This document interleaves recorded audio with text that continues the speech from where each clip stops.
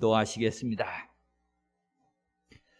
좋으신 하나님, 오늘 우리로 하나님 안에서 예배의 은혜를 누리게 하십니다. 이 시간 사모함을 더합니다. 꼭 성령으로 충만케 하여 주셔서 말씀 들을 때에 먼저는 눈을 들어 하나님을 배우게 하여 주시고 귀는 열려져서 하나님의 음성으로 들을 수 있게 하옵시며 우리의 심령에 새겨지고 반응할 때는 반드시 아멘이 되게 하시고 우리의 삶의 자리로는 말씀이 지배받는 삶 살아가게 하시옵소서. 연약한 종 사용하실 때 성령의 두루마리 입혀주시고 오직 복음만 전하는 복음의 나팔수가 되게 하시옵소서. 말씀하시는 분은 아버지 하나님이심을 인정하오며 우리 주 예수 그리스도의 이름으로 기도합니다. 아멘. 지난 시간에 이어 말씀을 전해야 합니다. 지난 시간에 온라인 예배 유튜브에 음성이 들어가지를 않아가지고 아쉬워하는 성도들도 있고 몇몇 분이 전화가 왔어요. 목사님 어떻게 된 거예요? 말씀이 어떻게 됐어요? 이런 분들이 계시더라고요. 죄송합니다. 오늘은 점검을 잘해서 음성이 들어갈 거라고 생각을 하고 오늘 그래서 좀 고민을 좀 했어요. 오늘 말씀을 앞전 시간에 이어서 두 번째 시간으로 말씀을 전해야 되는데 온라인 예배로 드렸던 분이 말씀들이 연결이 안 될 텐데 어떻게 하나 이런 고민들을 좀 했습니다. 그래서 마음속으로 제가 생각하기를 세 번째 시간을 가져도 좋으니까 조금 앞에 것을 좀 복습하고 또 찬찬히 우리가 말씀을 좀 자세히 살펴보는 게 더 유익하겠다라고 하는 생각을 했습니다. 그래서 여러분들이 복습한다라고 하는 의미도 좀 가지시고 또 다음 말씀을 좀 더 기대하고 소망하시면서 오늘 말씀을 받아주시면 좋겠다 하는 생각이 들어갑니다. 자, 21장을 지금 살피고 있는데요. 욥이 마음속에 얼마나 친구들과의 이 대화 속에서 답답한지 그리고 마음속에 느끼는 것이 이 부분은 지금 친구들이 나를 미워해서 그런 것보다는 영적인 전쟁이구나. 마귀 사탄이 친구들을 통해서 나를 무너뜨리려고 하고 있구나. 내가 그 속셈을 안다. 이렇게 지금 21장 속에서 말씀이 전개되는 부분이었습니다. 성도 여러분, 다시 한번 정리를 잘 하시면서 이 말씀이 그냥 성경 속의 이야기도 아니고요. 또 우리는 욥기 그러면 욥은 환난과 곤고 속에 있으니까 이 세상의 삶의 자리에서 환난과 곤고 속에 있는 이들에게만 필요한 말씀이라고 생각하지 마시고 이 말씀은 언제든지 마귀 사탄은 하나님의 백성, 하나님의 자녀들을 무너뜨리려고 하는 괴계, 속셈을 가지고 있는데 그 하나님의 자녀, 하나님의 자녀로서 하나님의 일꾼으로서 내가 바로 서려고 하기만 하면 마귀는 틈을 주지 아니하고 나를 공격해서 언제든지 무너뜨리려 할 것이다 라고 하는 생각을 가지시고 오늘 이 말씀을 집중하시면 좋겠어요. 여러분, 욥이 친구들과의 대화 속에서도 이런 반복, 이런 사실을 몇 번이나 느꼈다고 이렇게 말을 하냐면 19장 3절에서 말씀했었습니다. 너희가 10번이나 나를 학대하고 그랬어요. 욥을 계속 전제를 하는데 욥이 느낀 것만 10번이었다는 거예요. 나를 해하려고 하고 넘어뜨리려고 하고 이런 속셈, 이런 음모 내가 모르지 않는다. 사실 성도 여러분, 은혜가 넘치는 곳에 반드시 사탄의 방해도 넘칩니다. 맞지요? 하나님의 백성으로서 충성된 일꾼으로서 하나님께서 맡겨주신 직분과 사명에 최선을 다하려고 하기만 하면 이상하게 사탄이 틈을 타고서 방해를 놓는데요.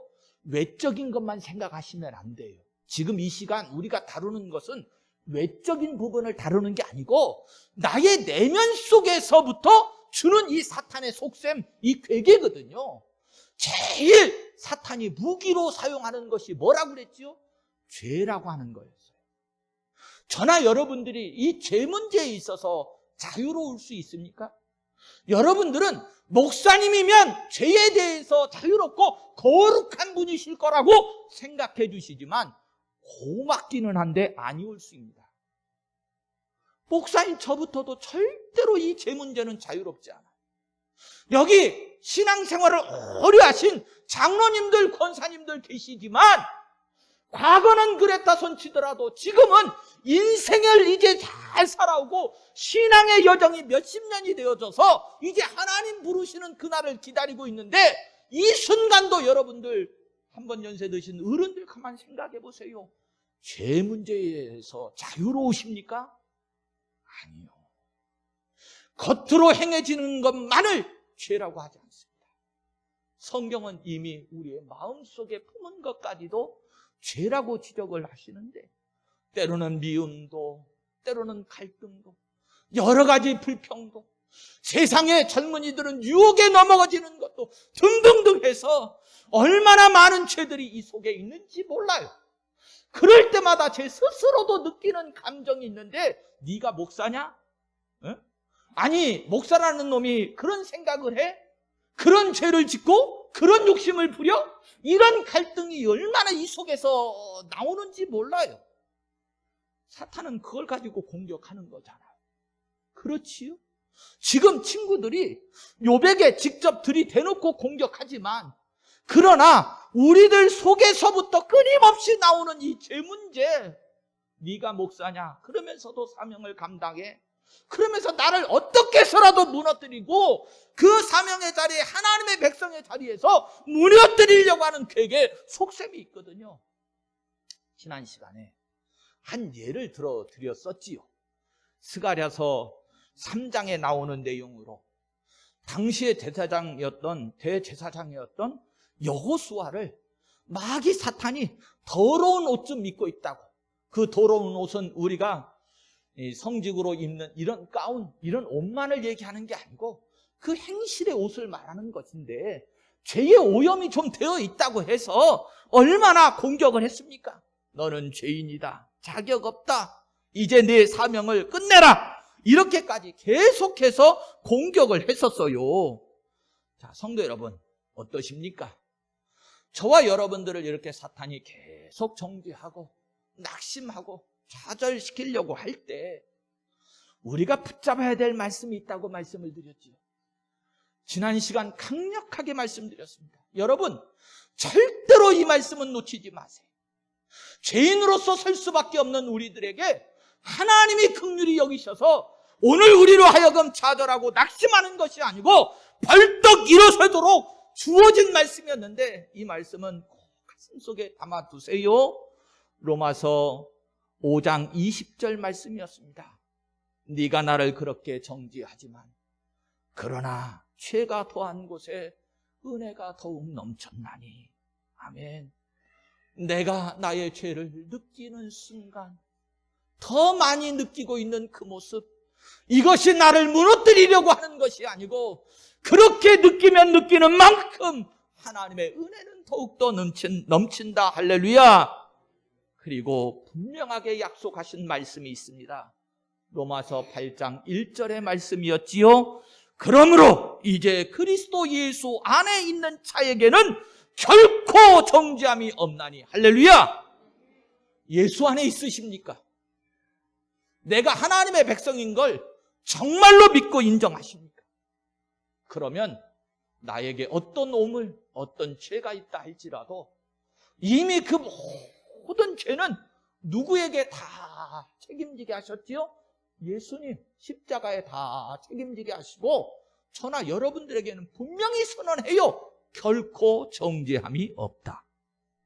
그러면 아무리 사탄이 내 속에서부터 괴계를 꾸미고 아무리 외적으로 친구들이나 여러 세상의 외적으로부터도 나를 공격해 온다 할지라도 우리가 이 말씀만 부여잡고 있으면 은혜는 더욱더 넘치고 결코 정죄함이 없다라고 하는 이 말씀만 부여잡고 있으면 저나 여러분들 쓰러지지 않습니다. 좌절할 이유 없고요. 포기할 이유가 없어요. 자, 이 말씀 가운데 제가 성경에 전체적으로 하나님께서 우리를 향하신 뜻, 그게 무엇인지를 정리를 해드렸는데 그게 칭의교리라고 하는 거였지요. 칭의. 우리는 스스로도 죄인이고 우리를 죄인이라고 지적하는 이들이 많지만 중요한 건 내가 나를 보는 것도 아니고 우리가 사람과의 관계 속에서 사람 중심으로 생각하는 것도 아니고 오늘 우리가 이 신앙의 자리에 나와 있는 이유는 하나님 중심으로, 특별히 하나님께서 나를 어떻게 바라보시는가, 그것 하나님 중심으로 서 있기 때문에 이 자리에 있다고 그랬잖아요. 여러분, 우리는 이 자리에 있는 이유가 뭐예요? 신앙인이기 때문에 이 자리에 있는 거예요. 신앙인은 뭐지요? 하나님이 말씀하신 것을 믿는 것이 신앙인이에요. 그런데 하나님께서 죄인된 나를 향해서 어떻게 인정해 주신다고 그랬지요? 의롭다고 여겨주신다고요. 누구 때문에요? 예수님 때문에. 예수님 믿는 것 때문에. 나의 모든 죄는 예수님께서 다 담당하셨으니 하나님께서 나를 보실 때에 온갖 외홈을 죄악의 덩어리를 쓰고 있다 할지라도 죄인으로 보시는 게 아니고 의롭다고 보신다. 할렐루야. 이것이 칭의라고 그랬어요. 그래서 제가 이런 예도 들어드렸지요.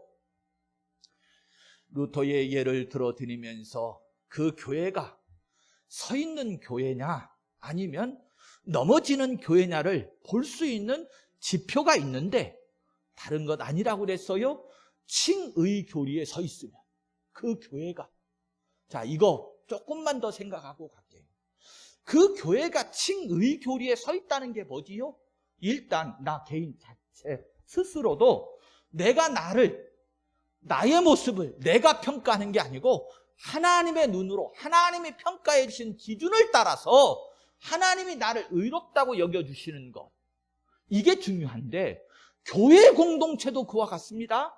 교회가 칭의 교리에 서 있느냐 서 있지 않느냐, 이 기준을 실제적인 우리의 삶 속에서 가지고 와서 우리 신앙의 공동체 교회에다 가져와서 생각해 보면 이렇습니다.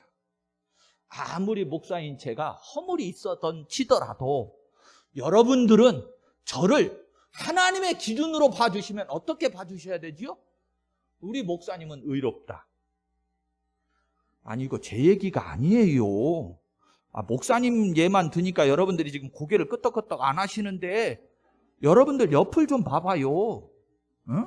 내가 나를 보는 것도 중요하지만 옆을 좀 봐봐요. 여기 권사님도 계시고 집사님들도 장로님들도 계시잖아요. 여러분, 내 기준으로 보면, 사람 기준으로 보면 허물이 보이고요, 죄를 지적하게 돼 있어요. 응? 무슨 저게 하나님의 자녀고 뭐 목사고 뭐 이렇게 할 수 있잖아요. 우리 그런 사람들 되면 그 교회는 칭의에 서 있는 교회가 아니에요. 칭의의 교리에 서 있는 교회는 아무리 허물 많은 사람이 있다 손치더라도 하나님께서 그를 어떻게 인정하신다고요? 의롭다고 인정하시니 오늘 그 교회의 성도들, 속해 있는 성도들은 다 어떻게 여긴다는 거예요? 의롭다고 인정해 준다는 거예요. 그 교회가 서 있는 교회라는 거예요. 그런데 그렇지 않으면 어떻게 되는 거지요? 무너지는 거예요. 무너지는 거예요. 지난 시간에 분명히 말씀을 나눌 때에 정말로 중요한 거였어요. 그런데 성도 여러분, 이 칭의 교리, 의롭다 하고 있는 이 교리는 저나 여러분들이 어떤 자세 속에서 나온 거냐면 예수님을 바라보는 이 믿음의 자세 속에서 나오는 건데, 예수님을 어떻게 바라보는 거지요? 칭의 교리 속에서는 나의 구주신데 내 죄를 다 대속하신 분이신데, 칭의 교리 속에서는 예수님을 어떻게 보는 거예요? 내 죄를 다 담당해 주셨다. 내 죄값을 다 치러 주셨다. 여러분, 근데 조금 착각하지는 마세요. 윤리 도덕적으로 이 세상에서 내가 사람과의 관계성 속에서 지은 죄들 있잖아요. 하나님이 다 갚아주시고 인정했으니까 됐다 이러시면 안 됩니다. 아니, 세상의 법에서도요, 교통법규 안 지켜가지고 걸리면 뭐 내야 되지요? 벌금 딱지 물어야 되잖아요. 사고 나면 그거 책임져 줘야 되잖아요. 아니, 나 하나님이 의롭다고 하셨으니까 나하고 관계없어 그러시면 돼요, 안 돼요? 네, 세상에서 윤리 도덕적으로 이렇게 잘못된 거 있으면 반드시 갚으셔야 됩니다. 짓지도 마시고 갚으시고. 하나님과의 관계성 속에서도 생각하실 것. 이거 얘기하는 거예요.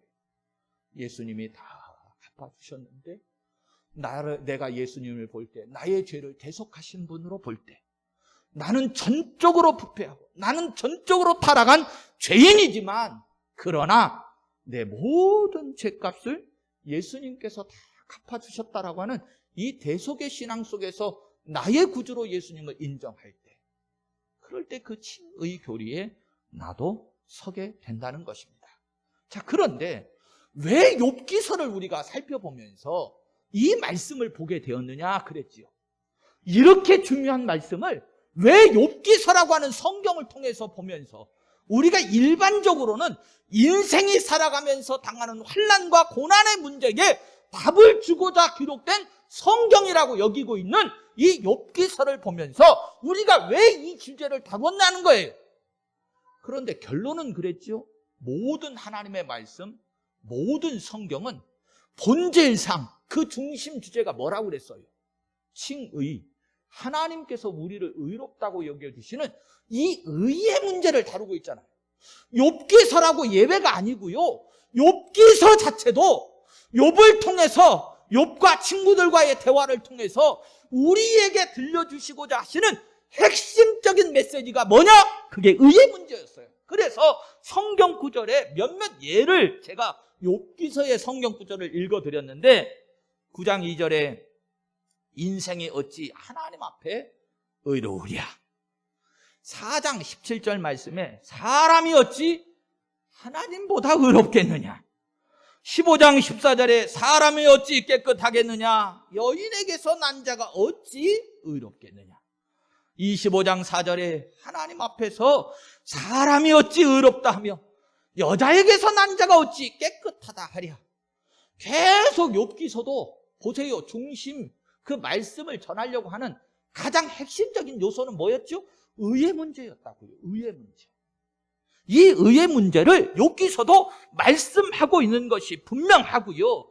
인생이 어떻게 하면 하나님 앞에 의로움을 얻을 수 있는가 하는 이 문제에, 이것에 대한 답을 주고 우리를 결과적으로는 누구 앞으로 인도하시기를 원하시는 거냐? 예수님 앞으로.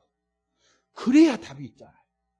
우리 죄인들이 이 죄 문제의 해결의 답은 누구밖에 없지요? 예수님밖에 없는 거예요. 그런데 구약 시대이기 때문에 욥기서에서도 그 그림자와 예표가 되어지는 대속의 문제, 속죄제의 문제, 이 제사의 문제로 욥기가 시작되기도 하고 욥기가 마무리되기도 한다는 말씀을 드렸어요. 자, 성도 여러분, 우리의 죄 문제 하나님만이 하실 수 있어요. 우리가 의롭다함을 얻지 못하면 결국 하나님 앞에 나아갈 수 없어요. 우리 인생은 할 수 없는 문제를 성경은 분명히 말씀하십니다. 로마서 8장 3절에 율법이 육신으로 말미암아 연약하여 할 수 없는 그것을 하나님은 하시나니. 할렐루야. 하나님은 하신다는 거예요. 하나님이 해주셨다는 거예요. 어떻게 해주셨다고요? 예수님인데 성경은 분명하게 말씀합니다. 로마서 역시 8장 3절에 그 죄를 인하여 자기 아들을 죄 있는 육신의 모양으로 보내어 육신의 죄를 정하게 하심으로 해주셨다.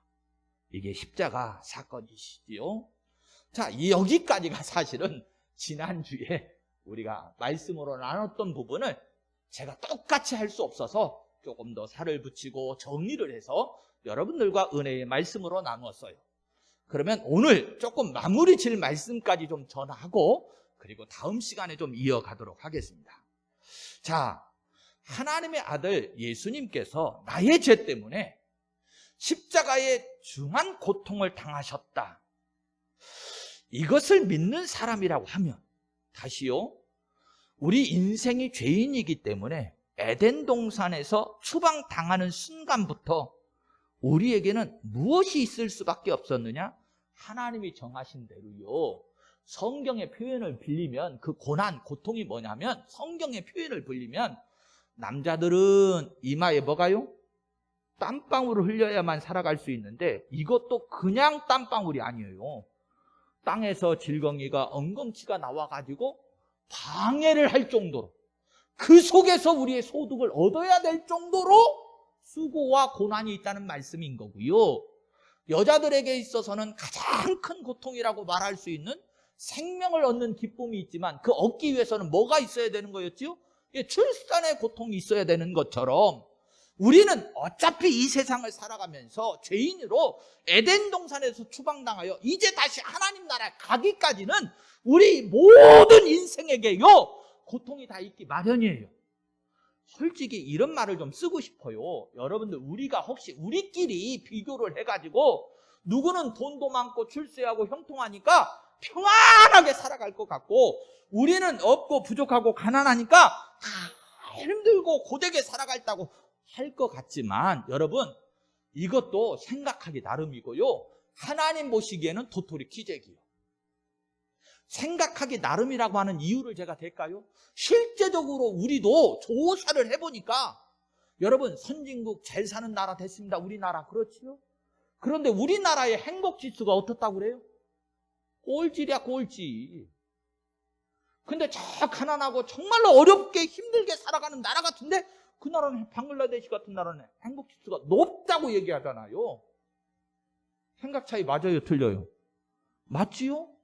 여러분, 돈 많은 재벌의 기업 회장님께서 예전에 스스로 목숨을 달리하셨다, 쉽게 더 강력하게 자살했다, 이런 얘기 들으시잖아요. 왜 그렇겠어요? 그 심정에 감당할 수 없는 고통이 있으니까 그렇게 한 거예요. 뭐 때문에 그렇게, 다른 이유가 아니에요. 그런데 여러분, 예수님께서 내가 당해야 될 모든 고난, 이 삶의 자리의 고통보다도 더 중한 그 십자가의 고통을 당하신 것을 믿고 안다 그러면 내 삶 속에 있는 이 작은 고난과 아픔의 문제를 가지고 불평할 수 있겠냐는 거예요. 성경 표현대로 왜 나에게 어찌해서 이런 고난과 고통이 있을 수 있습니까? 이렇게 말할 수 있겠냐는 거예요. 아니요, 오히려 뭐라고 말을 해야 되느냐면 로마서 8장 18절에 이런 말씀이 있습니다. 생각하건대 현재의 고난은 장차 우리에게 나타날 영광과 비교할 수 없도다. 할렐루야. 비록 내가 지금 현재의 자리에서는 육신적으로 좀 고난이 있을 수 있어요. 이것도요, 그냥 육신의 뭐 허물과 잘못, 내 실수 때문에 있는 고난이 아니고 예수님 믿고 살아가는 것 때문에 혹여 고난이 있을 수 있어요. 그런데 이 고난 자체도 예수님이 지신 십자가의 고난과 비교할 수도 없고, 더 중요한 것은 너희들이 그 고난을 이겨내고 사탄의 괴계에 속셈에 넘어지지 않고 포기하지 않고 그리고 받을 영광이 있는데 장차 나타날 그 영광과 비교할 수 없도다. 할렐루야. 이렇게 말하는 게 하나님의 자녀고 성도인 거예요. 그래서요, 성경은 강조하고 또 강조하고, 저나 여러분들이요, 세상 것 바라보면 자꾸 비교하고 욕심 때문에 죄짓기도 하고 또 실족해가지고 낙심하기도 하니까 성경이 뭐라고 말씀하시는 줄 압니까? 히브리서 12장 2절 말씀에 가보면 믿음의 주요 또 온전케 하시는 이인 예수를 바라보자. 그는 그 앞에 있는 기쁨을 위하여 십자가를 참으사 부끄러움을 개의치 아니하시더니 하나님 보좌 우편에 앉으셨느니라. 할렐루야. 우리도 누구를 바라보자고요? 예수님, 하나님 나라를 바라보자고 말씀해요. 정리를 좀 하고 싶은데, 욥기서의 핵심이 뭐냐? 이건 놓치지 말아야 욥기서라고 하는 성경을 쭉 우리가 봐가면서 하나님이 우리에게 들려주시기를 원하시는 그 말씀 받을 수 있어요. 42장 8절에 너희를 위하여 번제를 드리라. 당시 시대에 번제를 드린다는 것은 내가 죄 졌는데 내 생명을 내놓을 수 없으니 내 생명의 대가를 치를 대신할 수송아지와 수양이 흘린 그 제물, 피, 이걸로 대속하겠다. 이것이 번제지요? 예.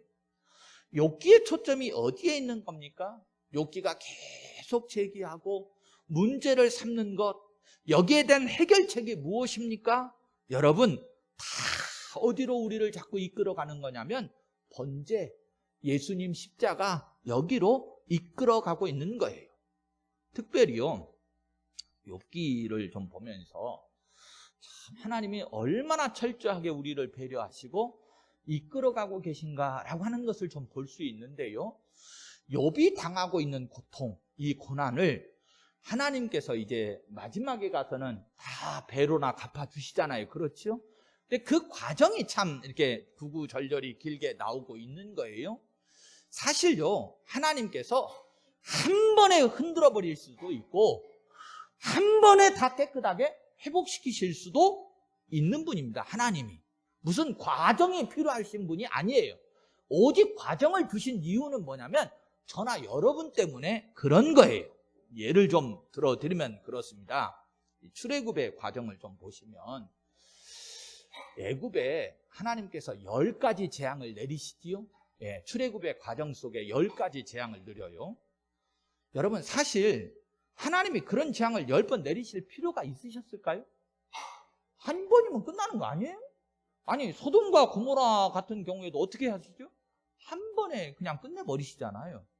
그런데 외굽에는 왜 10가지 재앙을 내리셨을까? 아니, 마지막 재앙 한 번으로 끝나실 수 있는, 분명히 그냥 이스라엘 백성들을 얼마든지 한 번으로도 다 해결하고 출애굽시키실 수 있는 하나님께서 왜 10가지 재앙까지 내리셨을까? 출애굽기 10장 1절에 보면 이렇게 말씀합니다. 나의 표징을 그들 중에 보이기 위함이다 그래요.